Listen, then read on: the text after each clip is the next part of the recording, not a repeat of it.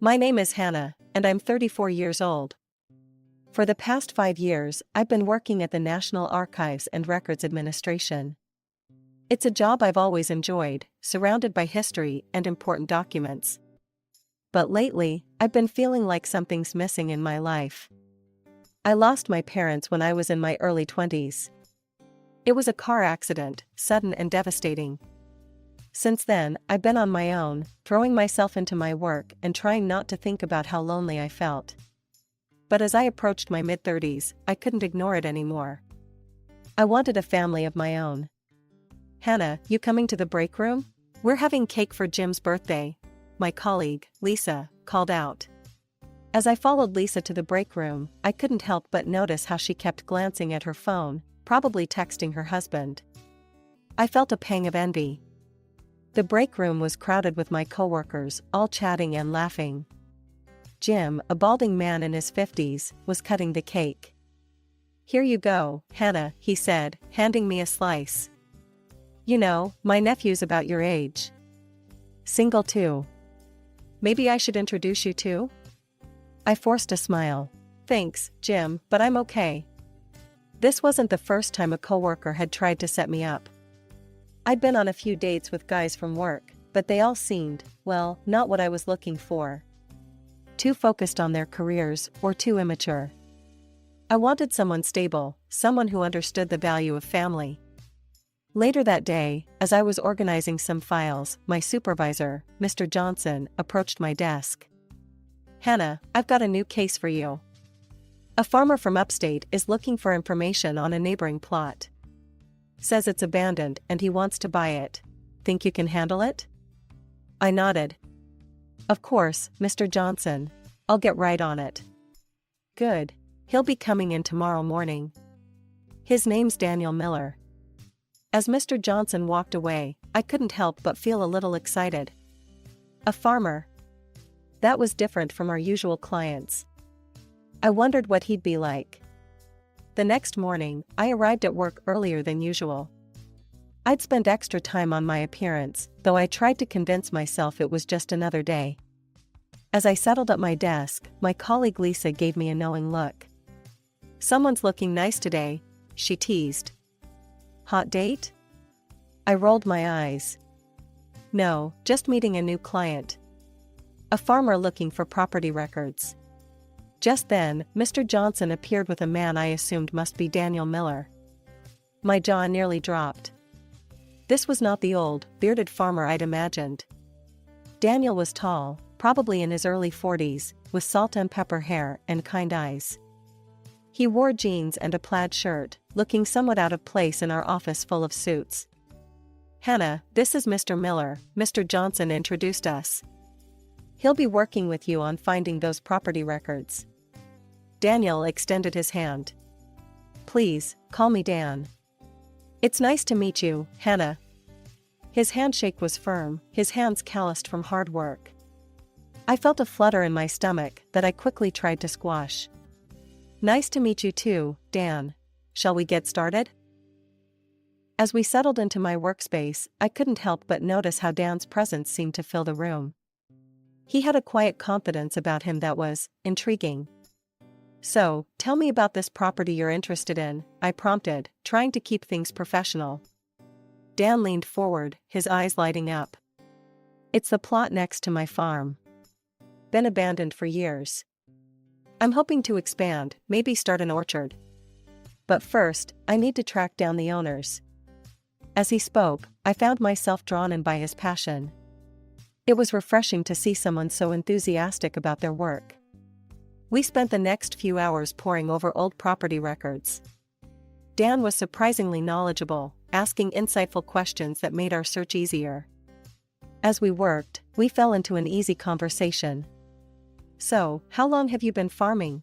I asked during a lull. Dan's face softened. "Born and raised on a farm. Took over from my dad about 15 years ago. It's not always easy, but I love it."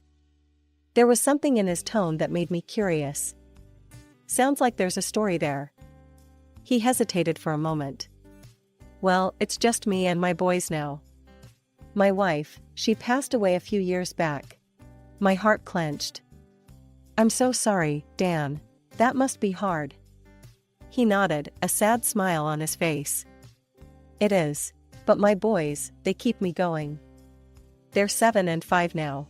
Great kids. I felt a wave of sympathy wash over me. I lost my parents years ago.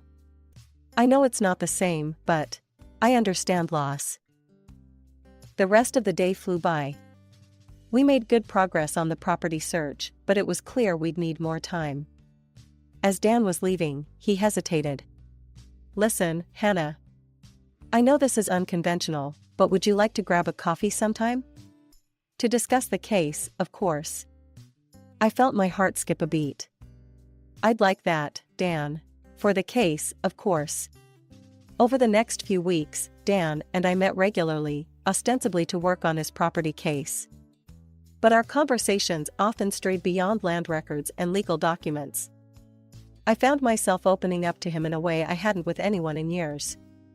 One day, as we were wrapping up our work, Dan hesitated.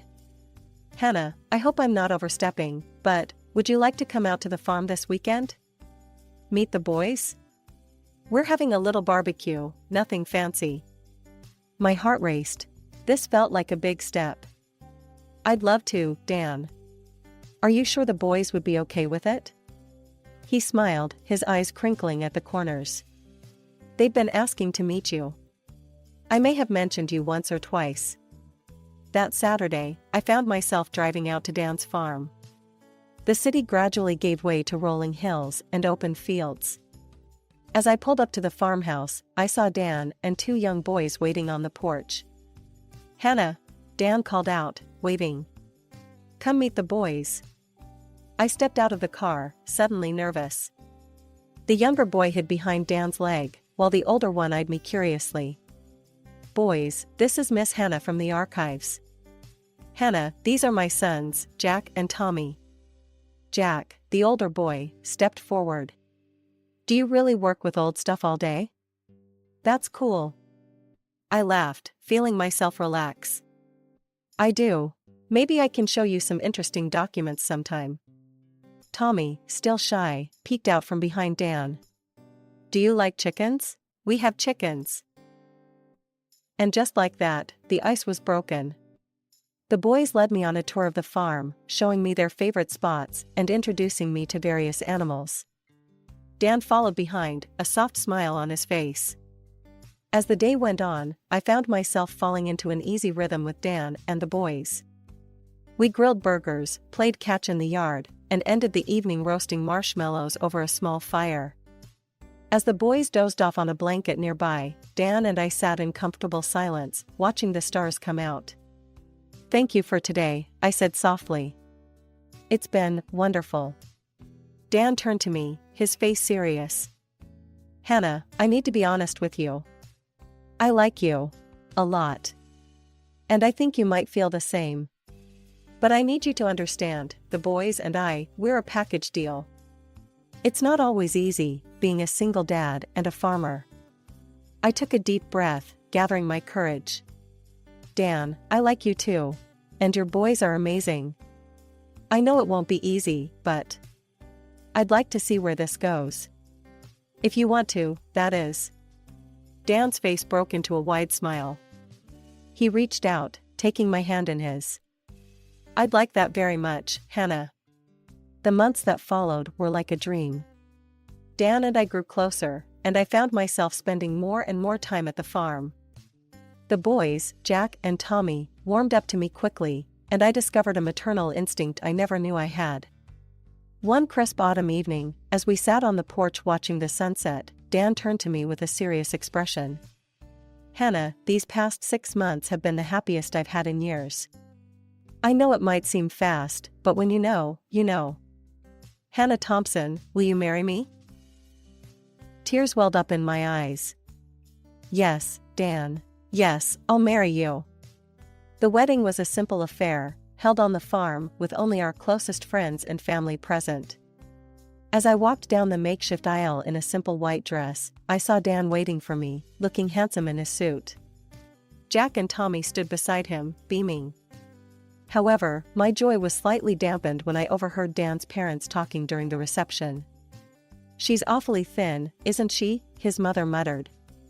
"Not sure she's cut out for farm life."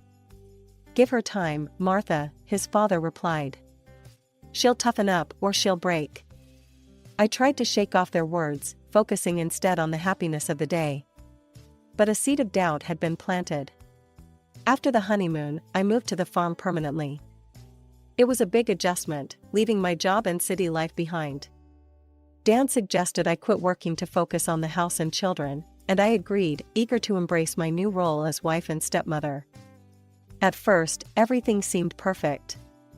I threw myself into farm life, learning to cook hearty meals, tend to the vegetable garden, and even help with some of the lighter farm work.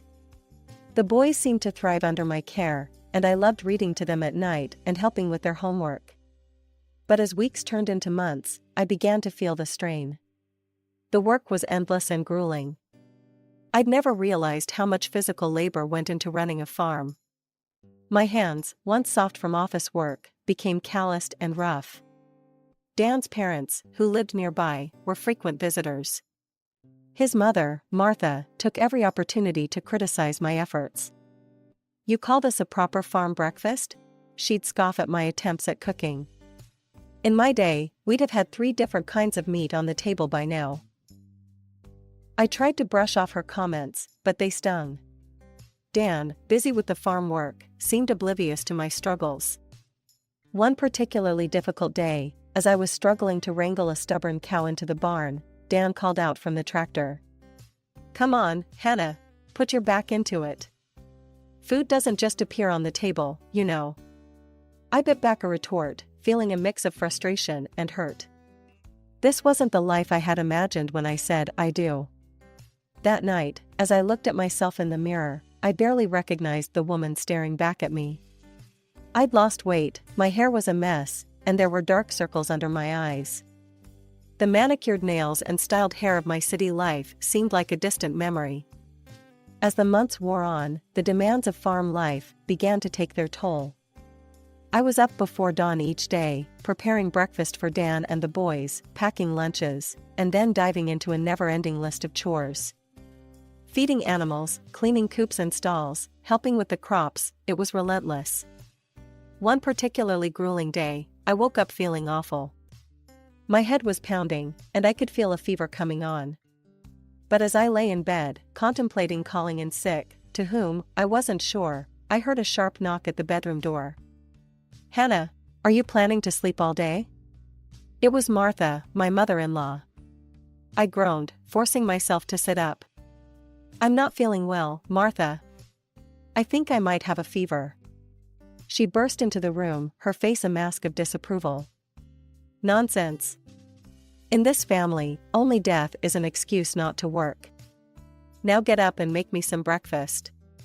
Then there's work to be done in the yard." Stunned and feeling too weak to argue, I dragged myself out of bed. As I mechanically prepared Martha's breakfast, I could feel my body protesting every movement. "Here you go," I said, placing a plate of eggs and bacon in front of her. She took one bite and grimaced. "Overcooked. But it'll have to do. Now get out there and earn your keep." I stumbled out into the yard, my vision blurry and my body aching. The world seemed to spin as I made my way to the chicken coop. As I bent down to clean it out, a wave of nausea hit me. I barely made it out of the coop before vomiting. Wiping my mouth, I looked up to see Dan watching me from the tractor. "You okay?" he called out. I shook my head weakly. "I think I'm sick, Dan. I need to lie down." He frowned. "We can't afford for you to be sick right now, Hannah. The work needs to get done. Just push through it." Tears stung my eyes as I watched him turn back to his work.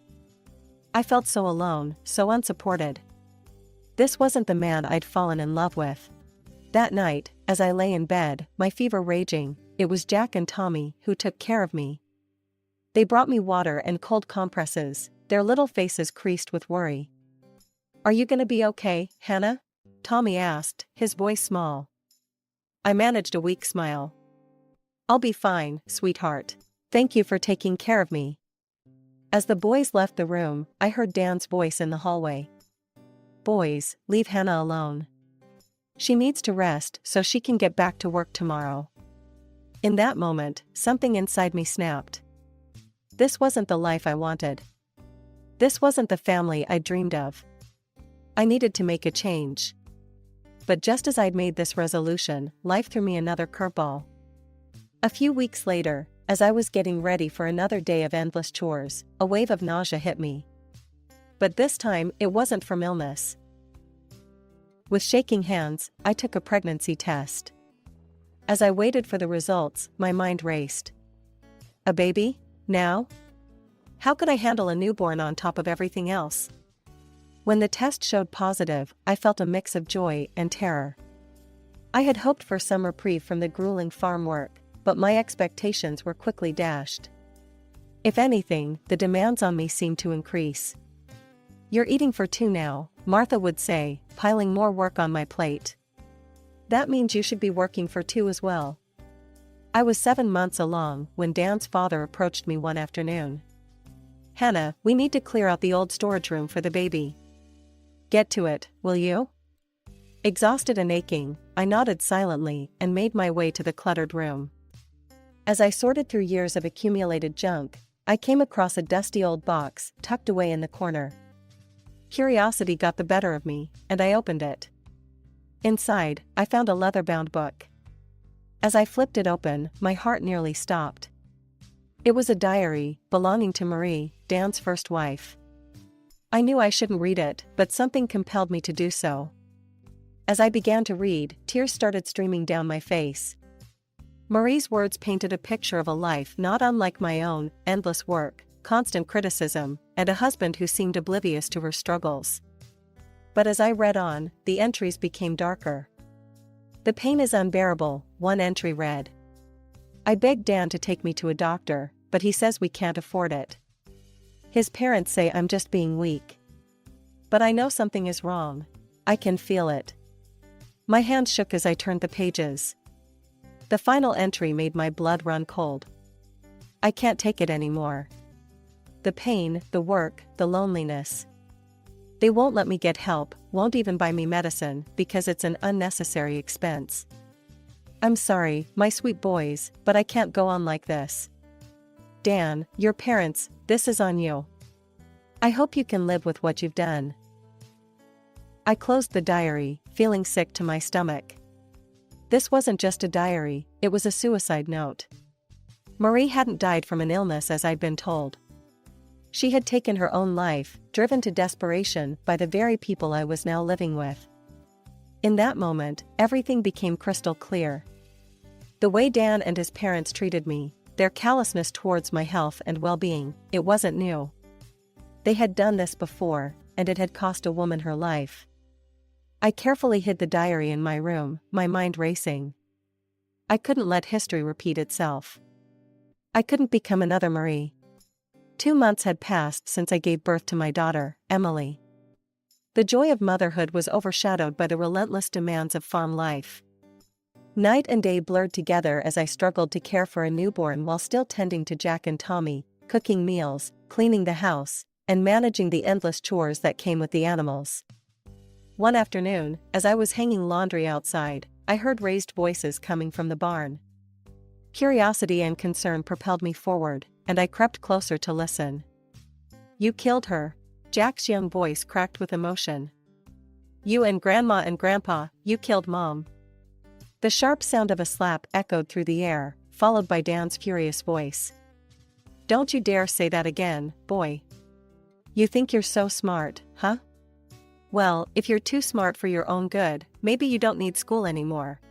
My heart raced as I listened, frozen in place. Dan continued his tirade, his voice growing louder. "From now on, you'll work on the farm full-time. You'll earn your keep like the rest of us. You don't need an education to work here. You'll learn what really matters, how to put food on the table." I felt sick to my stomach. Jack was only 9 years old. The thought of him being denied an education, forced to work full-time on the farm, it was unthinkable. The next morning, Dan announced he was leaving for a 3-day farm produce fair with his parents. As soon as their truck disappeared down the driveway, I sprang into action. "Jack, Tommy," I called, my voice surprisingly steady. "Pack a bag with your favorite things. We're going on a trip." As the boys scrambled to pack, I gathered Emily's essentials and a few of our belongings. I retrieved Marie's diary from its hiding place and tucked it safely into my bag. Within an hour, we were in my old car, driving away from the farm. The boys were quiet, sensing the gravity of the situation. Emily slept peacefully in her car seat, oblivious to the turmoil around her. Using my meager savings, I rented a small apartment in the city. It was cramped and nothing like the farmhouse, but it was ours, and it was safe. The next day, I reached out to my old contacts at the archive. They were surprised to hear from me, but eager to help. With their assistance, I managed to track down information about Marie's parents. My hand shook as I dialed the number. A warm, elderly voice answered. "Hello? Mrs. Johnson? This is Hannah. I was married to your son-in-law, Dan." There was a pause, then a sharp intake of breath. "Is everything all right? We've been trying to get in touch with the boys for years. Dan cut us off after Marie, after we lost her. Please, can we see them?" It turned out the Johnsons lived in a neighboring town. They invited us to visit, eager to reunite with their grandchildren and meet Emily. The moment we arrived at the Johnsons' house, I felt a wave of warmth and acceptance wash over us. Marie's parents, Ellen and Robert, greeted us with open arms and tear-filled eyes. "Oh, look at you all," Ellen exclaimed, hugging Jack and Tommy tightly. "You've grown so much." Robert gently took Emily from my arms, cradling her with the practiced ease of a grandfather. "And this little one, she's beautiful, Hannah." Once we were settled inside, I knew it was time. With shaking hands, I pulled Marie's diary from my bag. "There's something you need to see," I said softly, holding out the diary to Ellen. As they read, their expressions changed from curiosity to horror to grief. Tears streamed down Ellen's face, while Robert's jaw clenched in anger. "We knew something was wrong," Ellen whispered. "But we never imagined, oh, Marie." Just then, my phone rang. It was Dan. I steeled myself and answered. "Where the hell are you?" he growled. "Get back home now, or I'm calling the police." I felt a surge of courage. "No, Dan. I'm not coming back. In fact, I'll be the one contacting the police. Don't call me again." I hung up, my heart racing. Over the next few days, with the Johnsons' support, I set our plan in motion. I contacted Child Protective Services, providing detailed accounts of the abuse and neglect the children had suffered. Then, clutching Marie's diary, I walked into the local police station. The detective listened gravely as I recounted everything: the forced labor, the medical neglect, Marie's suicide. "This is extremely serious," the detective said. "We'll need to investigate thoroughly. Are you willing to press charges?" "Yes," I replied without hesitation. "For all of us." What followed was a whirlwind of activity. Dan and his parents were arrested and brought in for questioning. The farm was searched, and more evidence of abuse was uncovered. The boys were interviewed by child psychologists, bravely recounting their experiences. It was heart-wrenching to hear their stories, but I was so proud of their courage. Finally, after months of legal proceedings, we found ourselves in the courtroom for the final verdict. I sat between Ellen and Robert, holding Emily close, with Jack and Tommy on either side of us. The judge's voice rang out clearly. "In light of the overwhelming evidence, this court finds the defendants guilty of child abuse, neglect, labor exploitation, and criminally negligent homicide in the death of Marie Johnson." I heard Ellen's sharp intake of breath beside me. The judge continued. "Daniel Miller is sentenced to 10 years in prison. His parents, Martha and George Miller, are each sentenced to 7 years." As the gavel came down, I felt a complex mix of emotions: relief, vindication, sadness, and hope. I looked at the boys, seeing a weight lift from their young shoulders. In the aftermath of the trial, our lives began to take on a new shape. Marie's parents were godsends. They opened their home to us, providing a safe haven as we navigated the choppy waters of our new reality. "Your family now, Hannah," Ellen said one evening, as we sat on their porch watching the kids play in the yard. "We're here for you, whatever you need." Their support was unwavering. They helped with childcare during the seemingly endless court proceedings and meetings with lawyers. Robert would often take Jack and Tommy fishing, giving them a chance to just be kids again. Ellen doted on baby Emily, singing her the same lullabies she once sang to Marie. With their encouragement, I hired a skilled divorce lawyer. The Johnsons insisted on covering the legal fees. The divorce proceedings were mercifully straightforward, given Dan's incarceration. When it was finalized, I was awarded full custody of all 3 children and substantial compensation from Dan's assets. As much as I appreciated the Johnsons' hospitality, I knew it was time for us to stand on our own feet. Using part of the settlement money, I rented a comfortable apartment in the city, close to my old workplace and a well-regarded school. The day I walked back into the National Archives felt like coming home. My colleagues welcomed me with open arms, and my boss was more than accommodating about my need for a flexible schedule. Enrolling the kids in school was a bittersweet moment. Jack and Tommy were excited but nervous, having been out of formal education for so long. Emily started at a nearby daycare. I'll never forget the lump in my throat as I watched them all head off that first morning, their backpacks seeming too big for their small shoulders. Ellen and Robert were frequent visitors, their presence a constant reminder that we weren't alone. They doted on all 3 children equally, showering them with the grandparental love they'd been denied for so long. One Sunday afternoon, as we all sat around the living room after a big family lunch, Robert cleared his throat. "Hannah, Ellen and I have been talking," he began, looking slightly nervous. "We've updated our will. We want you and the kids to be taken care of, no matter what happens." I was stunned. "But I'm not." Ellen reached out and squeezed my hand. "You're our daughter now, Hannah. And those are our grandchildren. We want to make it official." Tears welled up in my eyes as the magnitude of their gesture hit me. This was what family was supposed to be, unconditional love and support.